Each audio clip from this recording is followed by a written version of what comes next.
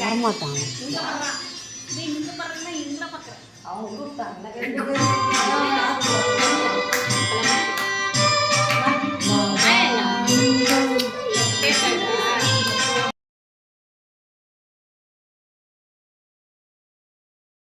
அவர்களின் கருணை நிறைந்த கடைக்கண் பார்வைகளை மலை போன்ற பாவங்களை அழித்து நமது ஒழுக்கத்தில் உள்ள தீய கரைகளை நீக்கி சீர்படுத்துகிறது.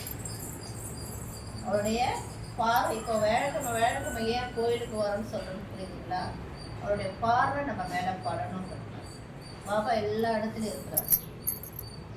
யாரும் ஊரே யாரும் கேள்வின்ற மாதிரி எல்லா இடத்துலயும் துரும்புல எல்லா இடத்துலயும் பாபா இருக்கார்.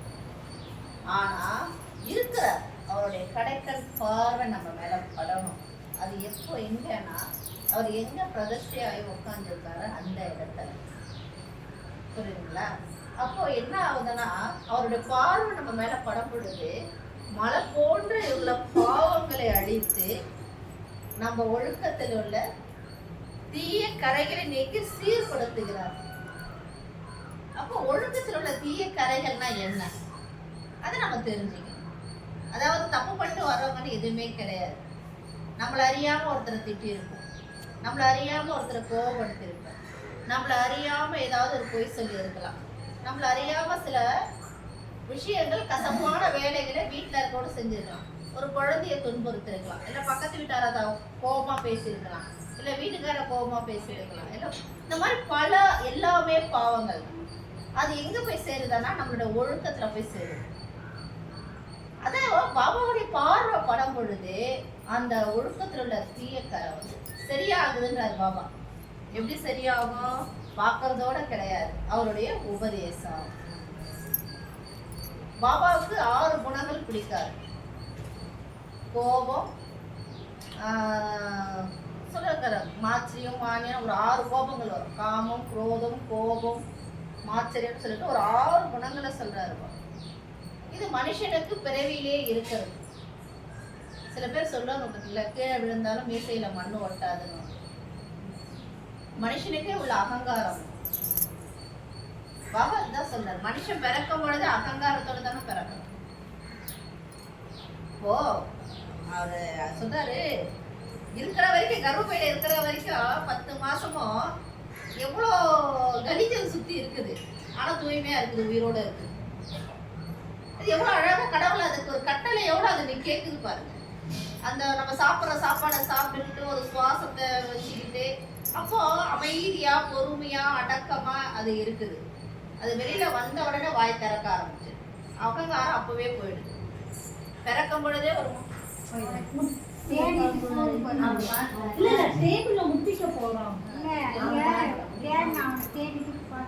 வந்து எப்படி வச்சிருக்காராம், அழியாத இன்பத்தை கொடுக்கிறார் பாபா. நமக்கு அழியாத இன்பத்தை கொடுக்கிற எதனால? சாதாரண பேச்சோ இல்லை, நல்ல உபதேசம் நமக்கு அளித்து வாரம் உபதேசம் கொடுக்கிறார் இல்ல சார்.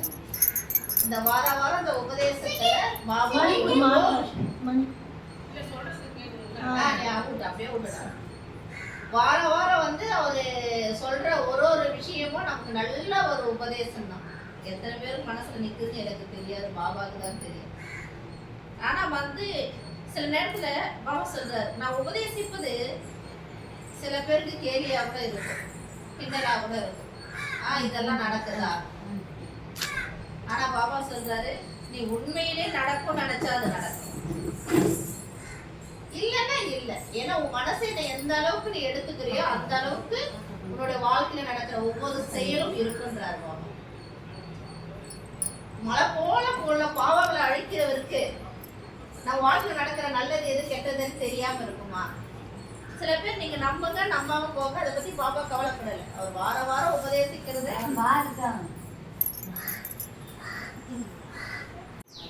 பாபா நம்ம கிட்ட எதிர்பார்க்கிற ஒரு விஷயம் என்னங்கிறது நம்ம கேட்டு அந்த விஷயத்தை செய்ய சொல்றாரு.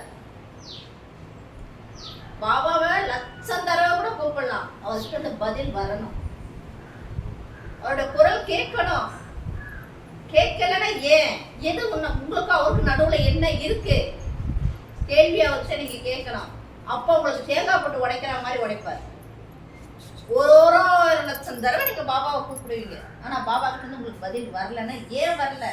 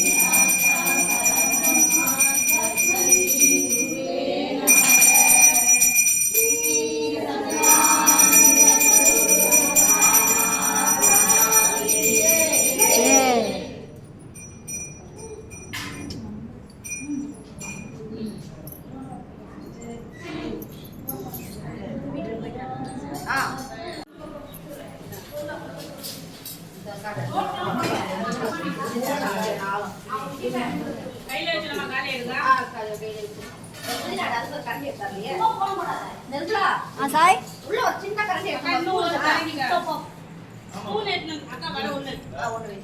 பொருள் எல்லாருக்கும் ஒண்ணு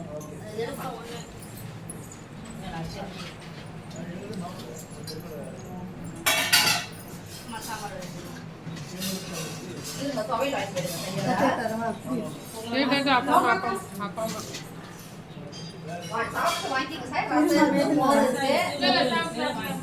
எல்லாரும் வாங்கி எல்லாம் சாப்பிட்டா நீ யாரும் இல்லை